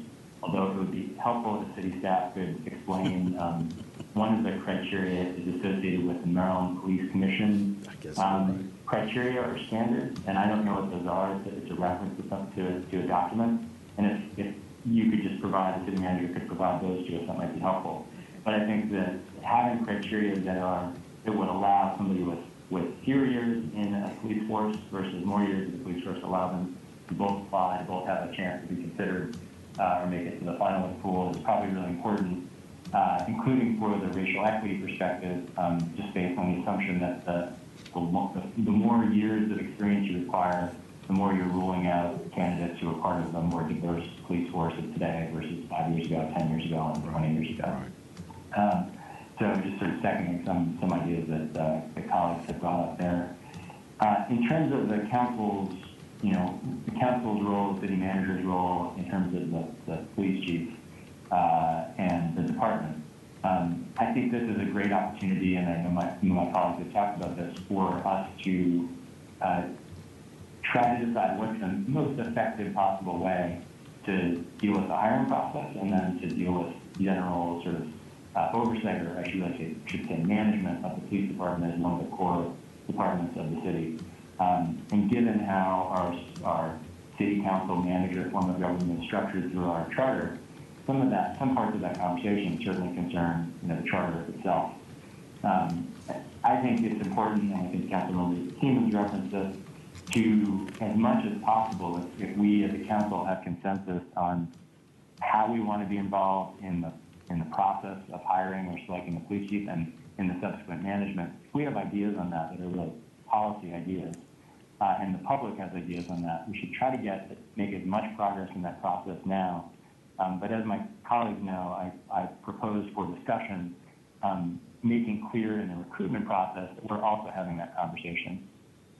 I see that as a strength, as providing information to candidates as a strength, not a weakness. It says that, if you come to work at this department, you're going to be really important to us. We care about you. We care about what the department does. The council, the elected representatives of the population of the city, the residents care about this department, and we want you to succeed, and that's why we're having this conversation. So I think there's a way to describe, if we can't resolve the conversation to Councilmember Kovar's comments just now, we can't resolve that conversation before hiring happens. I think it's a good thing to describe that process may be ongoing in hiring materials, because it gives the candidate information that this is something we really want to get right, not just the higher decision of who they are as a candidate and who they'll be as a chief, but in the relationship going forward between city staff, the chiefs and the department, and the residents and the elected representatives of those residents. We want to get that right, and I think that there's a way to put that in recruitment materials that is presented as a strength. So I really support council trying to resolve some of those issues, and if possible, put that in writing in the form of a resolution or other materials that sort of establish where we are, because that's what we do as an elected body. We set policy. So that to me is a sort of important part of this process. Again, to the extent that we can find common ground that represents, 4 or more, or ideally 7 of our viewpoints in terms of important issues in the hiring process and in the management of the department. So I'm looking forward to being able to talk about that in more detail and more specificity in a later agenda item. The sort of last comment that I wanted to make is just in terms of, again, going back to the charter issue. I don't know if this came up earlier, but we have, again, a city council manager form of government. Our city attorney is at present and in past has looked at the ways different cities structure their forms of government. And I just wanted to point out 2 examples that I thought were informative in this discussion. The city of Dover, Delaware, which is, in the region at least, since 1929 has had a city manager council form of government. What they call it a modified form of government, where they have the council do the hiring for the city manager, the fire marshal, the building inspector, the treasurer, and then the mayor. I'm not sure why, but the mayor picks the chief of police. So they have they have our form of government, but they manage hiring differently. And then a slightly different example in the city of Hagerstown, my understanding I think it was last year, hired a new police chief. And in their process, they had the council involved in meeting the finalists selected by the city manager for the police chief position, and at least as described in the minutes of council actions, the council and the mayor were part of the process of reviewing and blessing the manager's final decision. So I present those as models of how other cities nearby deal with what is a very important department and making sure that the hiring process gets done right. So I'm just interested, as I know some of my colleagues are, in having this conversation soon, so we can talk about whether there's any changes we want to make to just make management of the department even better. So I'll stop there and say I look forward to hearing from the mayor in terms of future agenda items and how we structure more conversations and work sessions about this. Great, thank you. Since we do have our city attorney here, could I just ask one point of clarification? In terms of our charter and our city, how our government is set up, would we have to change the charter for the city council to be more involved in the hiring of the police chief? Not to kind of set priorities, but you would to have a say in the individual who is selected. So even to sit on like a committee, the selection committee? I think it would depend how the how the kind of the bylaws of the committee and how much that how much could influence and control they have over the city manager selection. Okay. Thanks. Councilmember Schultz? Yeah, I just realized that I failed to respond to Councilmember Smith's concerns when I made my comments, and I wanted to basically just say that I strongly agree that we do, going forward, I want to make sure we have somebody who is not, who is something that's a little bit more not only transparent, but more taking the initiative to communicate with us, not just in the formal setting of coming here for an annual police police report, but just in the day-to-day process. Because I felt like sometimes with our prior police chief, it was kind of like trying to pull teeth to get information. I'd ask a question and get a 1 or 2 word response, which made me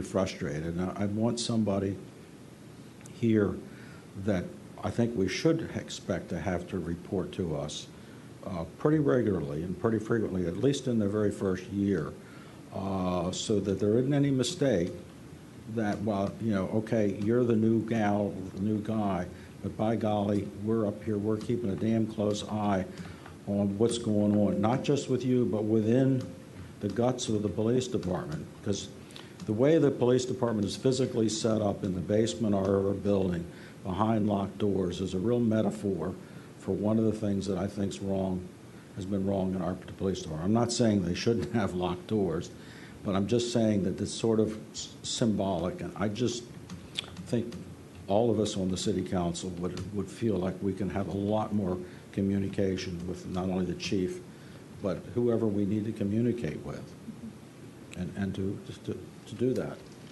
Thank you. Thanks. Great. I'll just add a couple of comments as Councilmember Seaman started us off thinking about the selection process. I just want to echo, I thought he gave a really good list, and I hadn't thought about the rec department before, but I think that is a good department to include in that. And I would like us to think about how council members could be involved in that process as well. And one of the reasons I wanted to add to what my colleague said is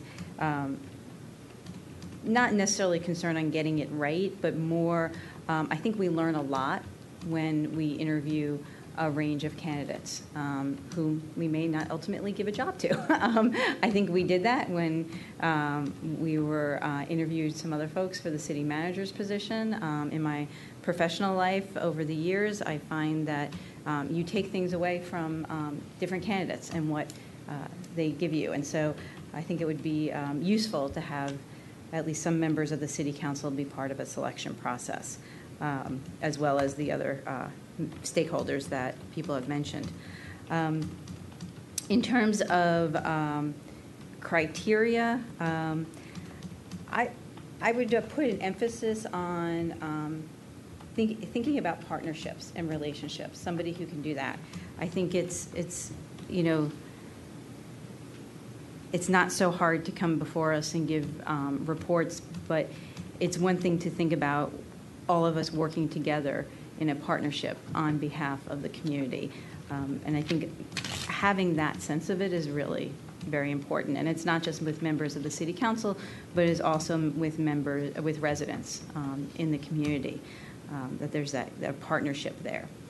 In addition, I know we've talked about, people have talked about having somebody who has worked in a smaller area versus a larger. Councilmember Siemens passed me a note about thinking about urban policing. Somebody who has an experience with urban policing would be something to also consider. And I think we are a very unique community. A couple of years ago when I spoke to folks at the Vera Institute when we were thinking about the consulting thing, and unfortunately they charge a lot more than we have available to bring them in and help us on some of these things. But when I was describing Tacoma Park to them, they said, we are a very unique community and a very interesting community to think about policing. Because we are, technically a suburb outside of the nation's capital, but we are very much of a city within a county bordering another county. And they said, dealing with a lot of the different policing issues, would be very interesting. And that leads to the other point, which is thinking about someone who would like to be innovative. I think there are, as my colleagues have said, there are a lot of new and maybe not so new things that people are talking about regarding policing. I would like to see somebody who might be open to thinking about whether or not community-led policing would actually work in our community. I'm not saying I think that's necessarily a model. We want to go down the route, and I'm happy to pass around more information on community-led policing to folks. But it's different than community policing. It really goes to this idea of building a partnership and having our police department, not just with the city council and the staff, but with our residents, set the agenda for how policing is done in our community. And I would, again, not sure if that's a direction we want to go in, but having somebody who is open to thinking about how do you actually make some structural changes in a police department. I think we're small enough to be able to do some of those things. And I think the other thing that I don't think I heard my colleagues mention, but for me is very important, is plans on recruitment, and really thinking about how to bring new people into our police force and then mentor younger officers is very important. So I think for the moment, those are all the things I have. I'd like to think that we are going to have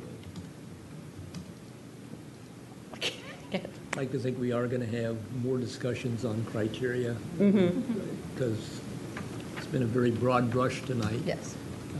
But I think that maybe we need to drill down in a little more. But some of that may be, again, if there's what the process is, because maybe it's more appropriate if we have a committee that works on it, then that would be a place to funnel these things through. Great. So I think moving forward, one of the things that we have talked about is maybe one of our next work sessions is the council talking about, Councilmember Siemens talking about as policies, but different things that we may want to put down and have a more further discussion of with our city attorney as well, of what are the ways that the council members could be involved in the selection process and other policy issues we want to get down, and then thinking more about the selection process and what the city manager is thinking on those terms. That sound good to you? I think it sounds very good. I think there were many things that I heard tonight that I probably would have written down in a list as well, and I appreciate that. One of the comments about